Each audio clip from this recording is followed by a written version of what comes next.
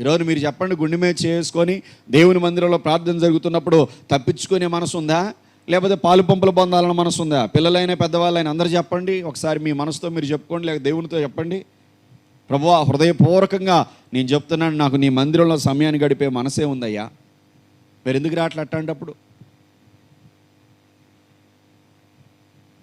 ఇంకా బాధకరమైన విషయం ఏంటంటే, పిల్లల గురించి సేవకులంగా మేము గద్దించాల్సిన టైం వచ్చి, వాళ్ళతో గట్టిగా మాట్లాడాల్సిన టైం వచ్చినప్పుడు, వాళ్ళని ప్రార్థనకు రావట్లేదని మందలించాల్సిన టైం వచ్చి మందలిస్తూ ఉంటే, ఒక శరీర సంబంధమైన తల్లిలాగా, ఒక శరీర సంబంధమైన తండ్రిలాగా, భక్తిహీనులాగా కొంతమంది ప్రవర్తిస్తున్నారు. ఎట్లానంటే పిల్లల్ని సపోర్ట్ చేస్తున్నారు, సేవకులు నోరు మూపిస్తున్నారు.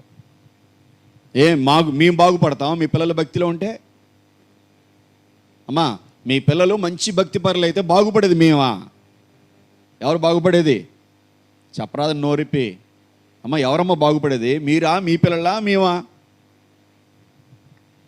అరే, ప్రార్థనకి సరిగా రావట్లేదని, దేవుని మందిరానికి సరిగా రావట్లేదని తల్లిదండ్రులను గద్దించినా, పిల్లల్ని గద్దించినా, అంటే పెద్దవాళ్ళని గద్దించినా, చిన్నవాళ్ళని గద్దించినా, వెంటనే ఏదో ఒక రకంగా సాకులు చెప్పుకోవడం, ఒకరికొకరు సపోర్ట్ చేసుకోవడం. నేనంటాను దేవుని సేవకునిగా, భక్తి విషయంలో ఎప్పుడు కూడా పిల్లలకి లేక పెద్దవారికి లేకపోతే ఎవరికైనా సరే భక్తి విషయంలో భక్తికి వ్యతిరేకంగా ఎప్పుడు సపోర్ట్ చేయొద్దు. అలా సపోర్ట్ చేస్తే నష్టపోయేది నువ్వే. నీ పిల్లల్ని నష్టపరుచుకుంటావు, నువ్వు నష్టపోతావు.